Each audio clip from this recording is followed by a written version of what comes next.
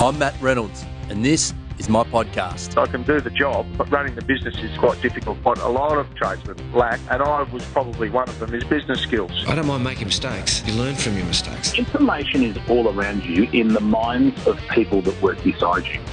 Welcome to Trench Talk. I'm Matt Reynolds and I'm a plumber. The idea of this podcast is to go into the trenches and talk not with people who are orchestrating from up high, but to those high performers who are actually in the trenches honing their craft. That has included guests from the worlds of business, sport and entertainment, all of whom are on the front lines doing amazing things.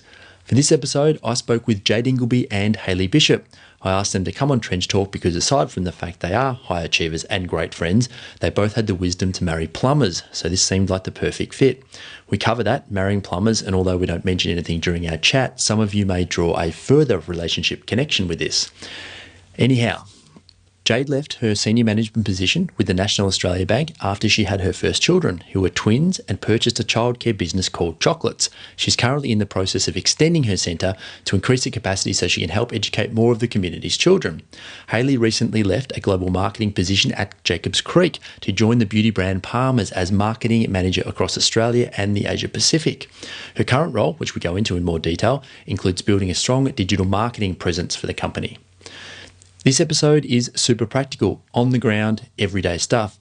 We cover many of the challenges families face in the quest to remain highly productive, including juggling children, international work travel, running businesses and building careers. As you'll hear, it can be tough to remain sane through the process of working to provide an exciting and balanced future for your family. We discussed avoiding anxiety and planning for productive days, how motherhood has actually helped them at work, achieving the selfless versus selfish balance, marrying tradesmen, as I mentioned, taking risks and the importance of keeping things fun. You can find Jade at the Choklits website, choklits.com.au, and Hayley on Instagram at Hayley Bishop. To get every episode of Trench Talk on release, please remember to hit subscribe inside your chosen podcast player. Enjoy my chat with Jade and Hayley. Jade and Hayley, thanks for doing this. Hi. Hi, you're welcome. Now today we're at home, my home in fact. First two female guests on the podcast, which is pretty exciting. It's good to hear. It's going to be a team effort today. Now, both of you have very successful careers, which we're going to get to in a minute and talk about that. But the reason that I asked you to come on here is because you're pretty closely aligned with the origin of Trench Talk in that you're actually both married to plumbers, correct? Correct. So you have, I guess, you either love or have learned to love a very practical way of looking at things, at looking at life. So we're going to get into some sort of nuts and bolts as we go through here. I've known you both for a little while now, but you guys have known each other for quite a while. How did you first meet? I don't actually know that story. Do you want me to tell it? Go for it. So this is Jade. Go for it, Jade. So we can pick our voices. Basically, Hayley and I probably knew each other for a long time through schools. We didn't go through to the same school, but we had mutual friends. One mutual friend in particular, James, who will love to be mentioned now on this podcast, I'm sure. And our friendship, I suppose, really blossomed through a very tragic event, which was a good friend of both of ours died in the Bali bombings, and we actually connected at I suppose his funeral and wake, and from there we were sitting next to each other on the plane from Adelaide back to Melbourne, which was bizarre. It was bizarre, yeah. And then from there we've not looked back since. And how many years ago is that now? Well, that was 2002, yeah. So, a long time. But we, and I think we just realised that we had very similar values. We both loved to have fun, but, were really cared and really generous, weren't we, in kind of spirit. And we both just got along really well, invested in a great friendship and had a lot of fun along the way as well. So, yeah, it was, one of those silver linings from something that wasn't so nice. Yeah. You were both in Bali? You weren't in Bali? Weren't in Bali, no. Neither of us were. No. Okay, so just mutual friend. Got it. And you still do a fair bit, Hayley, in regards to foundation / charity work? So Josh that died, Josh Deegan, he was one of my best friends. Okay. So I actually spoke at the funeral, which I think is what prompted Jade to chat to me afterwards and sort of realised, the connection, whereas I think, Jade didn't know him as well, but, was a good mate, a lot through James. But, he was one of my best mates from school, and we worked at the pub together and, same circle of friends and Sturt Football Club and that type of thing. And, so it was hugely hard. And my husband, Aaron, the plumber, he was also there, like on the Sturt end of season trip. So in Bali. Oh wow! Same trip, along with my now brother-in-law. So, and I knew all the boys that were there. But it all happened, and it was a really hard time, obviously. But in Josh's legacy, a few of his close mates have started up a golf day, and it sort of grew and grew and grew, and now we've got a foundation, and we donate a huge amount of money to the Burns unit in Adelaide, sort of in his honour, and just a really nice way to continue to remember him and in something he loved to do. So it's been great. Being golf, he loved? Yeah. Okay, and what sort of dollars can you say are raised through? We've raised over 200,000, or I think wow, beyond so that now. Decent effort. Yeah. So awesome. we it started quite small. We didn't make a huge amount of money, but actually mainly through my involvement, the boys sort of started it as a bit of a thing, and then through my involvement, I've got more of, I guess, the marketer and commercial brain. So it was once we started to bring in sponsors and levels of sponsors and things like that, we really started to grow from donating $2,000 to donating up to 30 a year. Oh, cool. So how many people are we talking get involved with the day? Oh, we have, I think it's about 43 teams of 4. So, wow. And big numbers. that's as much as you can get on the course without people going insane, waiting for their turn.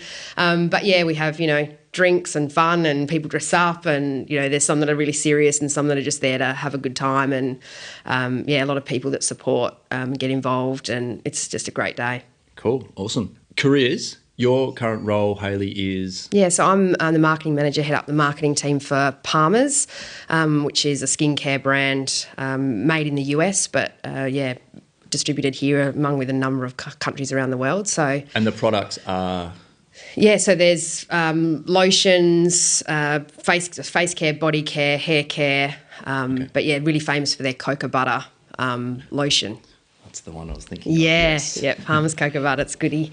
That's good, but I'm fairly new to that. I've got a background, probably the most time I spent in a role was I've just left working on wine in a global role for Jacobs Creek, and before that I was in food and Gillette and some other ones as well. But it's sort of nice to be back to now it's a bit more of a smaller company, and I can make a bit more impact there. I'm really enjoying it. What's the objective of your role specifically? Yeah, the objective of my role is I work across Australia predominantly, but also support the Asia region, because actually the headquarters is there. So we manage the distributors across all of the Asian region, and with China being a really important one as well. So I've kind of got a bit of a dual hat. I'll have my domestic marketing hat on and do it. I really lead a lot of the stuff in Australia, but then I also need to think about how I can then support good activations across the Asia Pacific region. Which is great, and everything from, making sure that, managing product streams for new products all the way through to communications. And I've got a lot of background in digital marketing, which is obviously a huge thing at the moment, and taking up more of that mix than what it used to. So, actually, we spoke about this now on a call, that sort of transition between your more traditional forms to getting a more established digital platform, which I think is an area which a lot of businesses are attempting at, struggling at.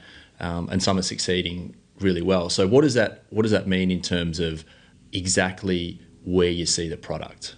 Yeah, well, I guess it's almost steps back before that, which is in the interest of self-improvement, which we're talking about, I think businesses and also people themselves need to understand that the world's evolving.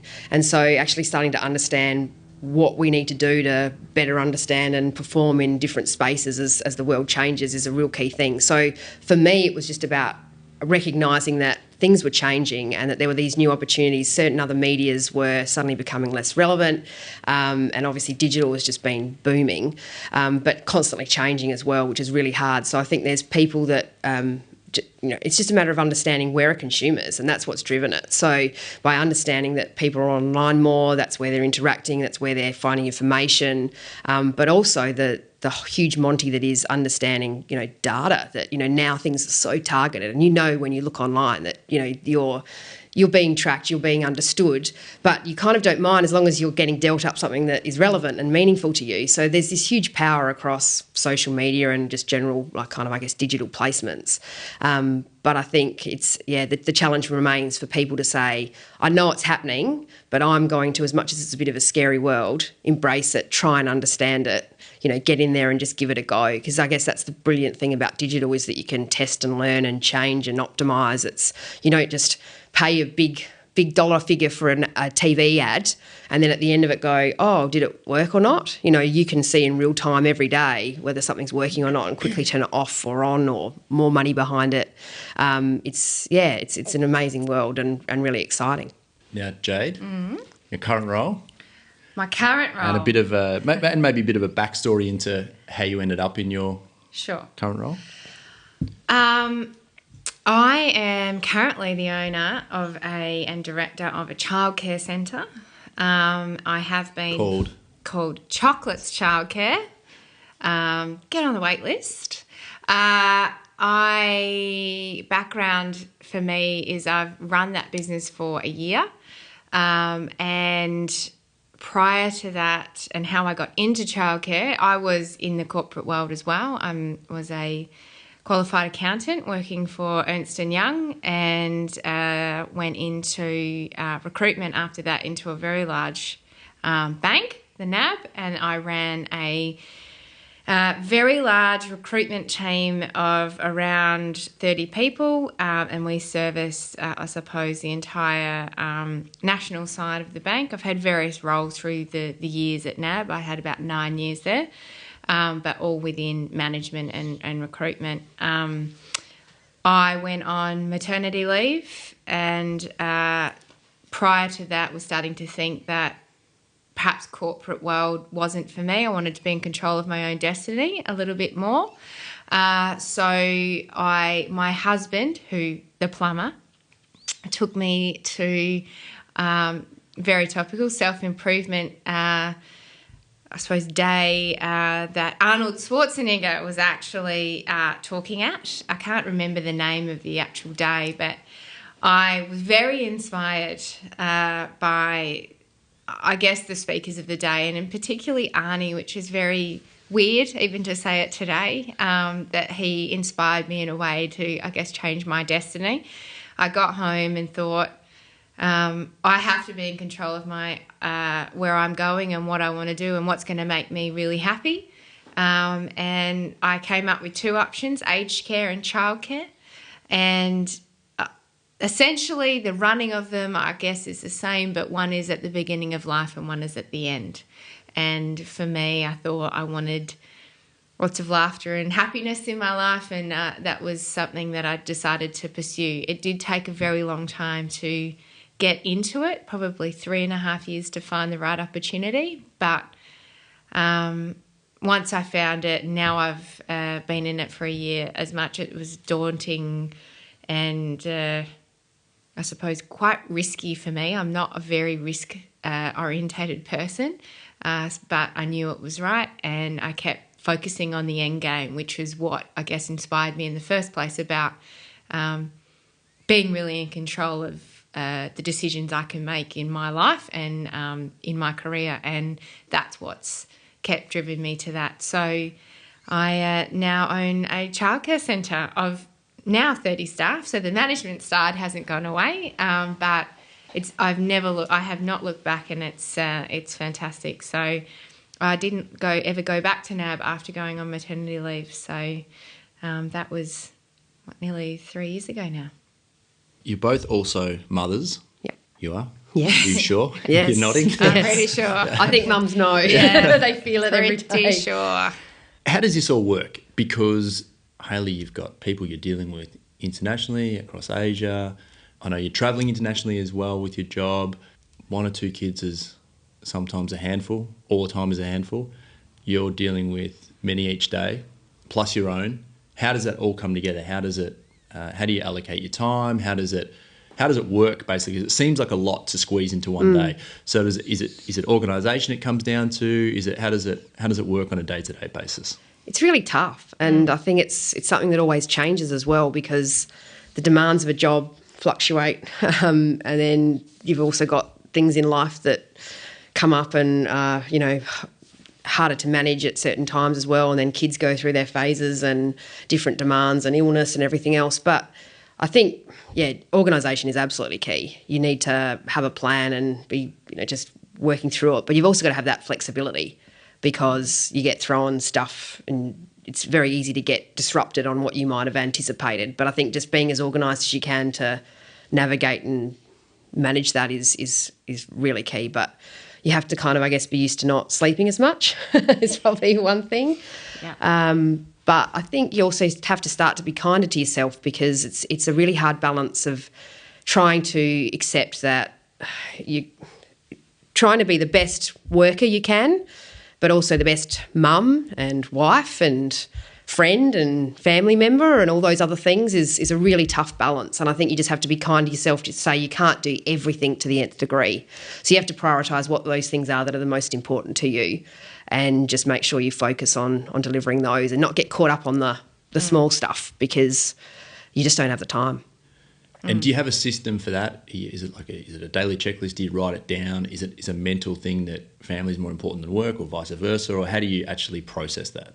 Yeah, I'm very lucky. I mean, I guess even moving into this job, my boss was wonderful and sort of said, the way I see it, family's number one, no matter what.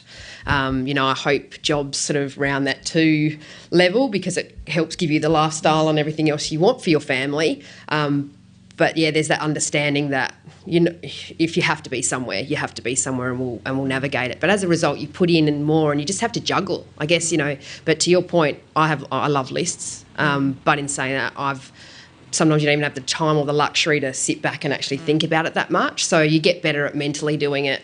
And I find that it helps if I've done it at night, so that I'm not waking up in the morning going, how am I planning my day, and getting that anxiety. So I almost feel like, right, they're my things in the morning I just have to get done, and then we'll think about that next stage, which I think Jade and I are both very organised, driven, we like control. And I think probably the way that we have self-improved to manage this different life stages, we've had to say, okay, I can't have all of that, but I can bring in parts of it to get the most out of what's in front of me, but I also need to kind of evolve and change. Otherwise I'd go insane. Yeah, I think in addition to that, some things that I probably have done, being my own boss now, so there's no boss telling me I can or can't do anything, so I've got to be quite accountable to myself, which I find probably, in a way, whether I'm harder on myself or I work harder now, because it actually does just stop with me. So what goes in my business bank account, I guess, ultimately ends with me. So there is that level of responsibility. But for the organisation perspective, I do one thing now that I never used to do, and I ask for help. And I get help from my husband or my family members or whatever it might be, and I've just stopped worrying about not being perceived as the best mother in the world because I need someone to cook dinner, or I need to order Uber Eats on a Wednesday night, or I need exactly what Hayley said. You just have to be kinder to yourself and not think you have to be cooking a 3-course meal when you get home from a long day of work, because what's the point of that when you could be spending time with your kids and, someone on their bike can deliver Uber Eats to you and you're all eating a healthy meal, and then, you've got that quality time. And I think by reprioritising the things that are in your control and what, I guess, again, comes back to the end game, what's going to make you happy and your family, that's the main thing. So then things like lists, yes, I am a fan of Excel. Anyone who knows me, Excel spreadsheet is my best friend. So I have Excel calendars on the fridge, and everyone knows what's going on. And, in case the world ended, someone knew where music lessons were or whatever it might be. So I've had to let go of a lot of things that I used to feel like were super important as being seen as a capable, successful mother. But I realise now that I am that. I just do it differently to perhaps others. So once you can come to terms with that, it's a lot happier place to be. And do either of you remember the point where you said, okay, something's got to change here, like I can no longer hang on to my past way of thinking about things? Do you remember that point? Yeah, I do. Can you...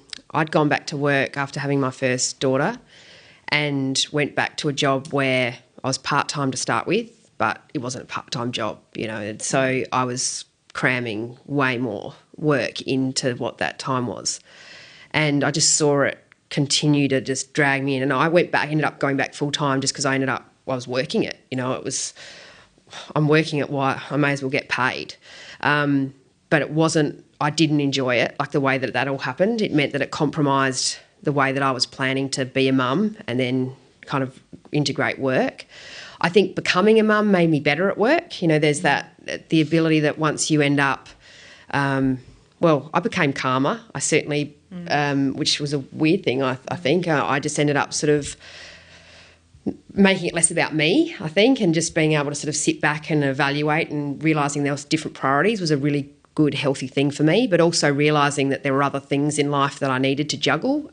It just made me more efficient at work. It made, again, that prioritisation going, I need to get all these things done, let's work out what I can manage out in work as well as home life, and then just making sure that, expectations were managed. But I ended up going back to work far too quickly and it wasn't good. And so by kid number 2, I very much made sure that I managed that process a lot better, which meant that I could say, this is what I can do in those days, this is what I can't.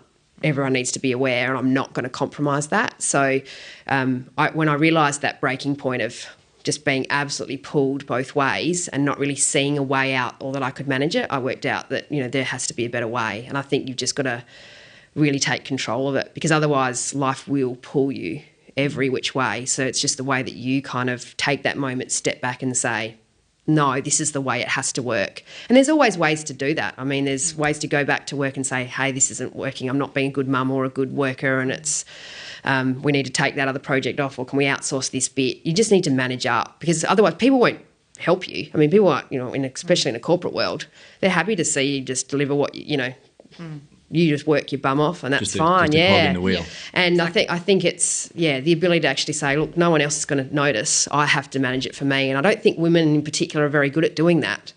I think, blokes probably don't have equally, some guys do, but, a lot of blokes don't actually necessarily have that same demand of, being and feeling like you've got to do things for the children as much. That's really hard, but no one will pick it up. You have to say, no, this is what it has to look like. And people respect it. Round 2, the business totally respected it. Many people go, she actually understands, she's planning, she's managing it.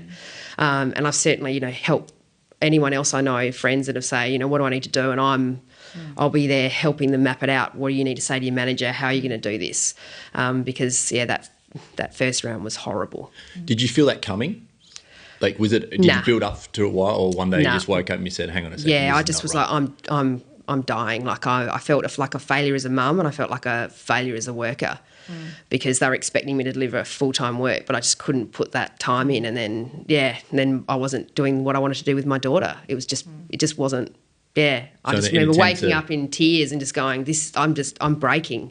Because I'm like Jade, again, we're very similar, very tough, very strong, head down, bum up, just get stuff done and don't often ask for help, don't need help.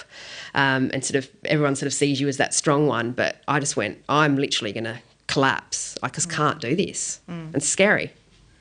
I think for me, I felt a lot of the same things, but obviously a bit different because I didn't go back into the corporate world, but resonate with what Hayley's saying on the basis that when I was managing a lot of mothers, and I wasn't a mother, so it was sometimes difficult to understand what they were going through. And now I think, gosh, that the expectation was they worked 3 days a week, but really they had to do 5 days worth of work and they only got paid 3 days. So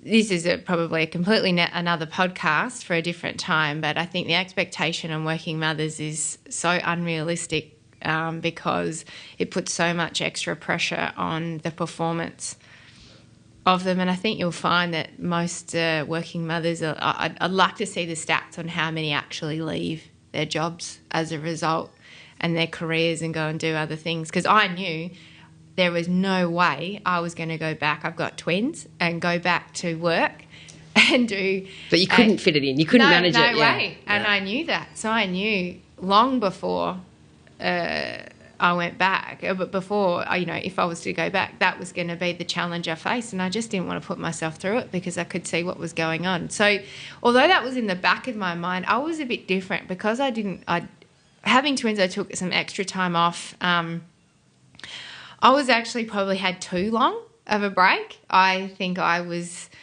getting itchy feet. I really needed to do something. So my wonderful plumbing husband gave me some work, and I ended up getting involved in his business. And that gave me a really good sense of getting my mind ticking over to something a bit different other than, how many bottles and sterilising and all of those kinds of things. But I think the point for me, I just had to stop caring what everyone thought. And I think most mothers groups are great. My mother's group probably hasn't been that great. And it was a point where I just felt, I can't do this. Everyone sort of had time to go and spend with their mothers groups and things like that, and I couldn't get there, and I was feeling very, stretched in when I'd taken over the business in relation to trying to get there. So I'd finish, we're up at, as most parents are, at 6 o'clock in the morning in the car, driving an hour away to childcare with the kids, and that's a 2-hour round trip, and trying to get to a 5 o'clock playgroup to have dinner, and, only a couple of, I was just killing myself to get there to try and do what was best for the kids and be seen as doing the right thing as a mother. And I just got to the point where I was like, who am I doing this for? The kids are tired. They don't care. I'm here because I think the kids should be here, and I'm really getting cranky at home, and it ended up being I certainly wasn't fighting, but I knew I was really snitchy and things like that. So I ended up having a conversation with my husband, and he was very much, just get rid of it. Just get rid of it. Just get rid of it.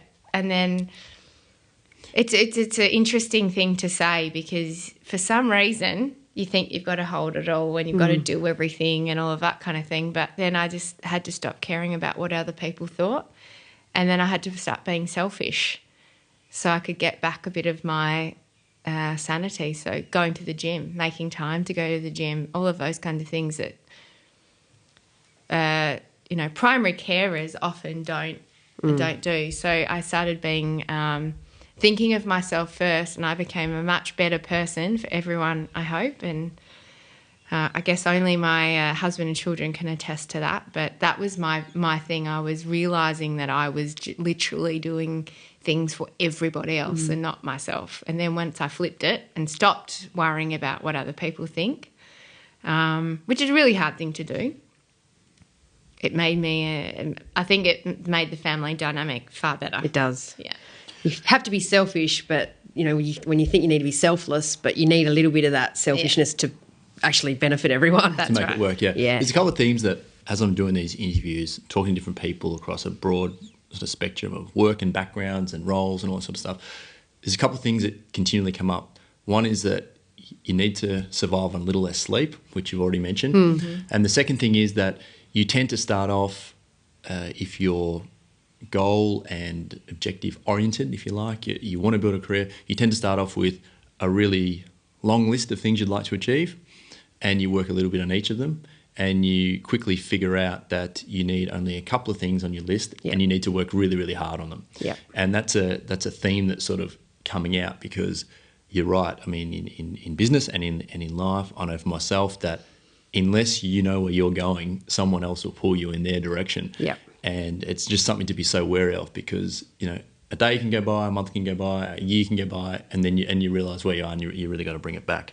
So you said, Jade, that you started to... I had a question here to ask. is there anything outside of specifically work and family that you do that allows you to be the best that you can when you're in those playing those two roles? Or is you need to, is the answer to that question for you that you do need to take care of yourself first before you look to take care of everybody else? 100%. And the best analogy I can give you is the airplane analogy. Fix your air mask to yourself before you fix it to anybody else, because you're going to pass out and then you can't help everyone anyone. in your family's going to die. So that's pretty much how you need to live your life. Put your oxygen mask on, take a couple of breaths, and then fix everyone else's, because that's the only way everyone's going to, really survive. And it's not because they can't live without you. It's because you're not going to be the best person you can be for them if you don't. And it's not being, like, when we say selfish, it's not being 100% selfish. I mean, Mum isn't, but the point is it's changing that mix so that from going totally selfless, realising that that's just eating you away and you're actually not, that's not the best thing. It's just taking those little moments or those little things that are really important to you to say, I need this for me, lets me reboot, and then I'm way more efficient at all those other selfless things that I'm doing for you as well. Yeah. It's really that balance. And consistently. I think it's consistency. It's about putting it into the routine. So it's just something that happens. So it's not a selfish thing. That's just part of our routine. Me going for a walk or a run or going to the gym at this time of the day or whatever it might be is just something that's going to happen.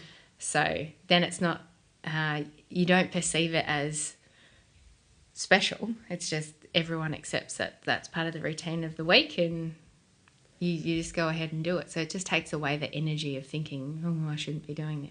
I think one of the other amazing things within, all this topic is that, and tying it back to the tradies is, and I know your husband, Jade, but also with mine, like I'm so blessed to have someone that I think, because of a practical mind, but also because of the sort of people we pick to obviously be with, they are supportive and understanding and can, talk through things in a different way, in a different light, and it gives you the ability to say, okay, I need to do this, and they support you to do that. I think we're very blessed. Not everyone can have a relationship that's like that, but and I'm not saying that all plumbers would necessarily be like that, but I think that having that ability to a different perspective, but also a really balanced relationship that can say, yes, I'll support you to do that, because it's give and take, and I think it provides a real mix that can only lead to great results.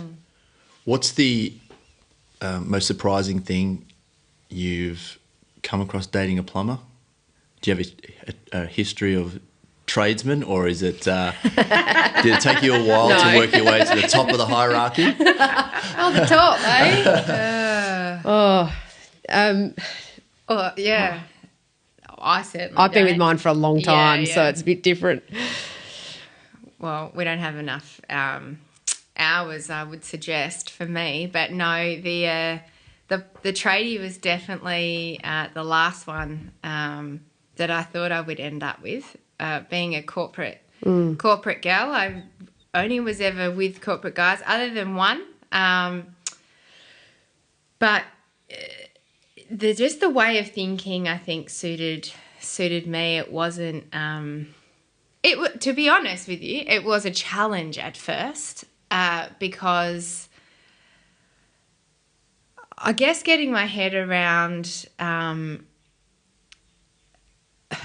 the need to work to put food on the table mentality was actually something that I did never equate with, I suppose, having a 9-to-5 job, if you like. Not that it's 9 to 5, but the wage was still going to come whether I went to work or not. But in a trade, and particularly if you own your own business, if you don't go to work, you don't get paid. And so coming to terms with the fact is, well, what do you mean you're not coming to Friday night drinks? It's at 6 o'clock. Why aren't you here? And I just couldn't, it really took me a long time to get my head around the fact that, he's busting his ass fixing someone else's problem to get paid to be able to, obviously run a business. And then if he's on his way home in peak hour traffic, he might get another call out. It's after hours. It's now extra money. And so he'll go and do that job. And then, so I get a call to say, okay, I'm on my way, but he's actually on his way to go home to have a shower, to get changed, to come out. So that means he's actually 2 hours away. And I sort of really did struggle with that initially. So I guess what it was for me was really understanding the fundamentals of what a tradesman goes through to be able to be successful and earn money. So what that then taught me as I guess, persevered with understanding it was really about what Hayley did say about the practical mind and being able to give you some really good strategies on what's important and how you then prioritise what's important for the end game. And that's why I suppose I ended up marrying him and realising, where has a tradesman been all my life? Yeah. How has it taken me this long to understand this way of thinking? Oh, truly. And I still think that today. I guess it's sort of respect to the tradie a bit, isn't it? Yeah, and I still remember, like, there's nothing more sobering than you walk in the door from an intense corporate day with politics and, egos and everything else, and you come in, you're all worked up and you're, like, talking about what happened, and they just kind of look at you blankly and sort of think, what are you talking about? And say, well, today I was digging a trench for however many hours and then this happened and that happened and I had to work out, and you just go, you know what? It really doesn't matter. I think that it's like the symbolism of, particularly a plumber walks in the door and, like, you had this terrible corporate day and you say, what a shit day, but your husband's actually walking in with shit on him. He's got a shit on his T-shirt, or he's like stripping at the door. I go, what are you doing? He goes, oh, I've got to, wash my clothes. And you sort of go think, oh my God. Yeah. It's almost like my neighbour's done a poo and now it's on my husband and he's walking in the door. It's sort of one of those things that you go, oh, yeah, okay.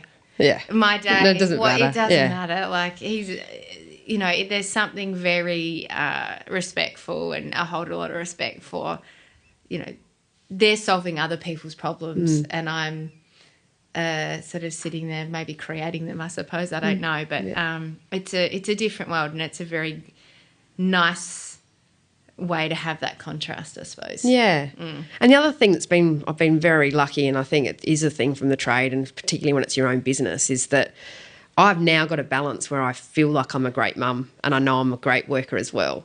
Yeah. And I've also got time for myself, and look, it's insanely crazy and I have my moments and I have, still have those slight breaking points, but I know how to then get back on track because my husband can say no to a few jobs.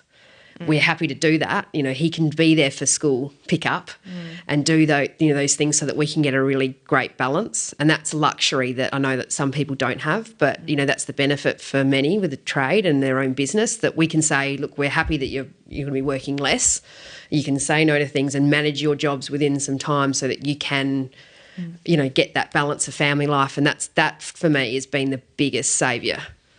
So you can really focus on moulding your job and career around where you want your family to be, rather than the other way around, which I guess is a lot more of the traditional way of doing things. And it's great. I think it promotes a healthy balance. I'm very proud that my kids know that I took my maternity leave and I did all the stuff, and I'm a very hands-on mum, and that is my number one priority. But I actually feel really happy that my kids are going to know that my dad picked me up from school, and there's times where I had more time with dad, there's times where I had more time with mum, and that's just a really healthy relationship.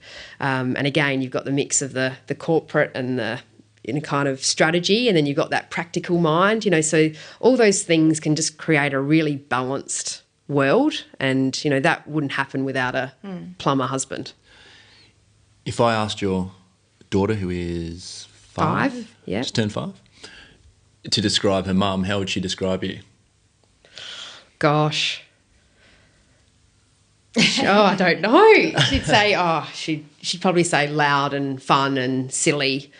She'd probably say that I told her off a lot because I do like my structure. But, yeah, she'd say fun and silly first, and it's because I can when I'm home, and I can just absolutely immerse myself in that. And that's not how I would have envisaged that my daughter would see me, or that even what I was. But we laugh, and yeah, I'm obviously, she's very confident and assertive and highly strung and opinionated, which is probably, all those things from me that she's got. But at the same time, we laugh and we have a great time. And I think, I couldn't do that without having a bit of that balance and working through all of that so that I can be that person. And your kids are a little younger, Jade. How would they think about Mum? I don't know. I think at the minute, I suppose it's all visual and what they see me do. And they know that I work where they go to daycare, so they know that I work at Choklits. And they know I work on a computer. So for them, I think it's hard to know from what a 2-year-old thinks, day to day, minute by minute. But I guess I hope what they see is someone that their mum can have a laugh and sings and dances and be silly, and allows them to, I have a son and a daughter, and I let them be them, and I don't say they can't do this or they can't do that in their play. I let them, do all those kind of things, and we sort of just embrace it. So whether my son wants to put a Emma Wiggles dress on and dance, and my daughter wants to put the Spider-Man outfit on, you just let them, and there's no boundaries, and I think that's something I hope they feel. So I'm not sure in terms of what they say of me. It's they're very accepting of the fact that I obviously have a very certainly not strict routine, but there is a routine. Yep. And they know what's what, but they also know that there's lots of cuddles and hugs and kisses and all of that kind of thing. And I think to what Hayley said is that when you're there, you're there. So your phone's away and, all of that kind of thing. So, really being conscious of spending the time when you're with them to spend it properly. And then you don't mind at night logging on, getting a bit more work done or whatever else, because you can segment it and just make sure that you're present in each of those moments. Instead of doing, it all half and feeling, terrible everything. about it. Yeah, exactly. Is it easy to turn off from work? Because if you're working and then you're with your kids and then you're back at work, is that a challenge, or was it a challenge and it's now easier? It's hard. It's hard. I don't think... I probably think about it more now, being my own business, but it's really a strange thing to say. I probably the internal churning of my guts aren't going as much as like a stress factor. I think about it, but I perhaps don't let it affect me the way it used to affect me when I was in corporate world. Like, I'm sort of thinking ahead and planning, probably doing internal lists perhaps more so, and thinking about some strategies I could implement rather than sheer worry, I suppose. It's probably how I'd describe it. So that's a bit different now. And particularly having kids, you have to, when you're, handed a wand and told to cook fairy chocolate cake with sprinkles, you sort of can't think about work. You're sort of sitting there making a chocolate cake. Yeah. So, yeah. What's your, back onto just a few more things about the career aspect. What's the biggest challenge you've got on your plate at the moment, work-wise? For me, it's exciting, but it is a big challenge that Palmer's as a company was very traditional.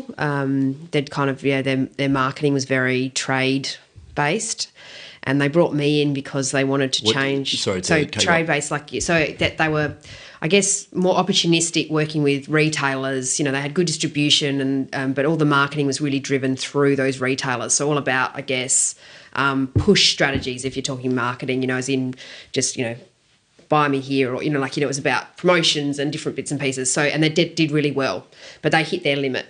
And then they brought me in because I'm much more about a consumer marketer, which is about understanding consumer insights, understanding what consumers wear, where are the opportunities, and really getting messages to those, and really, I guess, driving opportunities with new consumers to say how can we grow demand through more pull strategies. And that's putting a pull strategy, just to clarify for myself, is getting your product in front of people who are likely to buy it rather than hoping they find you. It's just creating demand, It's about understanding what consumer, getting the right message to them that meets their, and then saying that your product can answer the need that they've got, or creating a need so that they do that. And I guess, for me, it's just as well changing to a digital world, changing to all those sorts of things. There's a real kind of step change that we have to do within the business, and there's a culture change in terms of the way that we are a bit more progressive, understand opportunities and kind of move in a different way. And that's probably going to be the biggest challenge for me, because it, for some people that's hard. For other people, they're like, bring it on, which is great. But massaging the different people in the business to make sure we can get where we need to is going to be quite a hard task, but we'll get there, which is great. And Jade, your biggest challenge at the moment? One that I think will probably always be my biggest challenge running this business, and that's staff. Only because the way the industry is at the minute is that there is a large demand for childcare, and not enough childcare workers. And so what that then creates is having to really... A similarity to the trade industry in a lot of ways. Yes, exactly. And probably in relation to how quickly you can get your qualification, and there's no real... there is such a demand for the childcare worker that they can really decide whether or not this is the place for me, and there's a lot of movement in the industry. From a business owner, that's really not ideal, because you're dealing with children, all day, every day, that, do as much as change is great for children and helps resilience. You also need consistency and, some carers to be there for long periods of time, for the person to be able to tell a parent when they pick up how much they ate, what friends they've had, what toileting issues may have happened. That's really important for parents. Who's been the biggest influence on your career, Jade? On my career? Well, my dad, probably. Two people, but my dad definitely from the early years was very much about education, university education, and I suppose having a professional career, because that's where he's sort of come from. But he's definitely been an influence in that regard, working hard and challenging me. He's certainly he can be quite tough, but very loving as well. And very practical. From a person that's got a very big corporate background, he's very practical. And I think he's been through some big challenges in his career and come out the other side and doing very, very different things. And I think his perspectives perhaps have changed on a few things, and that's influenced perhaps, as much as it was me that made the initial decision, having the support from him and helping me, I suppose, recognise that you do need to take risks in life, and that's okay. And not necessarily having his blessing, but having his support meant a lot, and also his experience in that, that it's okay to take risks, and if you fail, it's okay too. And I think that's probably the biggest influence he's had, because once I felt like, if I've gone and done it and really given it all my best and it doesn't work, then that's okay. Mm-hmm. And by having that in the background, it sort of just gives you a bit of a sense of relief, because I don't think, no matter how old you are, you still care about what your parents think. It's really bizarre that I'm 36 and I still will probably call my dad and ask him what his views are. Oh, not still, probably do daily. It's just really important to me that he knows what's going on with me, and can give me advice. And I think the thing is, even if he doesn't agree with it, he's happy for me to make my decision. And he's probably been the biggest influence for me. And Hayley? For me, it's probably just been a number of really wonderful managers that I've had. When I first started out, I was very blessed, had a couple of amazing managers at Gillette, and I think they're just the ability for them to be compassionate, be balanced, that, I really valued them as a person, and friends with them, but as well as huge respect for the way they were in business and the way that they taught me to approach things. I think it really suited me and made sure that I got the most out of myself. I've had some challenging bosses and some really good ones, since then as well, which, you learn from. But, I think those guys, and then even the current boss I've got now, I know are going to be really key. They've also had those similar traits, with the ability to have balance, which, I think you need to. I think that the hardest thing for me is that I haven't probably, I'm sure Jade's the same, we haven't really necessarily seen those people that are inspirational on that work/motherhood. I just don't think unfortunately, there's just not that many out there that, like in terms of your network and stuff, that where you sort of see them and you go, wow. I think it's been harder when we're trying to be trailblazers in the way that we try and juggle that all, when people go, oh wow, yeah, I couldn't work full time and I couldn't do that, and that's been the hardest thing, I think, and where we've had to kind of try, fail, and kind of work out that magic formula and go, actually it's okay, because the whole time you've been feeling sort of, am I doing, I'm the only one doing this in this group, what's wrong, is that wrong? And I think, so that's probably been the only part where I haven't felt like I've necessarily had the role model, but hopefully we will now be that for our kids, and people will sort of see that new balance that can really, really work and be wonderful for everyone. On the role model thing, just quickly, I think what Hayley did say in relation to people looking at you and saying, oh, I don't know if you can do that. I actually have some of my friends, acquaintances say to me that exactly the same thing, and they go, I wish I could do what you are doing, and sort of do see you as a bit of a role model, I think, for them. But there's this I guess, gap between seeing it and then actually doing it. And there's something that's stopping a lot of women, I think in particular, mothers, to take that next step. I'm not sure what it is. Perhaps they don't have tradie husbands that are practical. Perhaps that's the secret. That's right. It took us nearly an hour, but we got there. Thanks, we're finished. Let's just a couple of things that I always ask people, and we'll wrap up. Any book, or are you both readers? Oh, I love it, but I just don't have the time anymore. Okay. I mean, audio book. I'm an audiobook. I need to get onto podcast now. audiobooks. That would suit me, but I'm from Adelaide, so I'm not in the car for as long as you guys in Melbourne. That's right. My 10-minute, commute anywhere in Adelaide doesn't really still allow for that. But yeah, I should do that even when I go for a walk or whatever else. That would be good. But are you going to ask about what book has helped us in terms of? I want to ask what your recommendations are. Yeah. Yeah. Well, I'm halfway through Thrive, and it's just the time. But I've loved that and sort of got little nuggets out of that. But I think it's just giving yourself, again, adding that to the priority list to be able to read. Well, I gave up reading a long time ago because there was just, when you've got twins or children, this is probably 2MI, you can't even go to the toilet alone. So you're not even going to be... There's too much noise. You can't read. So I gave up on that a long time ago. So I've gone podcasts and audiobooks and have done for a long time. But my recommendation is nothing corporate, and the title's probably going to throw a lot of people, but it's called Conversations with God. And I'm not religious by any way, shape or form, but it was recommended to me by...